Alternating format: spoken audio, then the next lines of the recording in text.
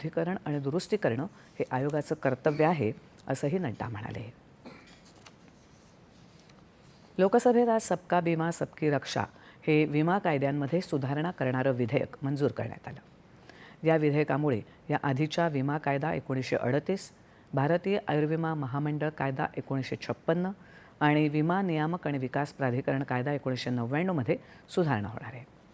विमा क्षेत्रात विकासाला गती देण्यासोबतच विमाधारकांच्या सुरक्षेसाठीही हे विधेयक उपयुक्त ठरेल, असं वित्तमंत्री निर्मला सीतारामन म्हणाल्या. केंद्र सरकारनं सार्वजनिक विमा कंपन्यांमध्ये 17,000 कोटी रुपये निधी घातला आहे, ज्यामुळे या कंपन्यांची कार्यक्षमता वाढली आहे, असंही त्या म्हणाल्या. नव्या GST सुधारणांमध्ये विमा क्षेत्रावरचा करही रद्द करण्यात आल्याचं त्यांनी सांगितलं. भारतानं अंमली पदार्थ आणि मनावर प्रभाव टाकणाऱ्या पदार्थांच्या बेकायदेशीर तस्करीला आळा घालण्यासाठी 27 देशांसोबत द्विपक्षीय करार आणि 19 देशांसोबत सामंजस्य करार केलेत. आज लोकसभेत एका प्रश्नाच्या उत्तरात गृहराज्यमंत्री नित्यानंद राय यांनी ही माहिती दिली. 2014 पासून 23,926 घुसखोरांना अटक करण्यात आल्याची माहितीही त्यांनी दिली. गेल्या 11 वर्षात भारत चीन सीमेवर एकही घुसखोर सापडला नाही, असंही त्यांनी सांगितलं.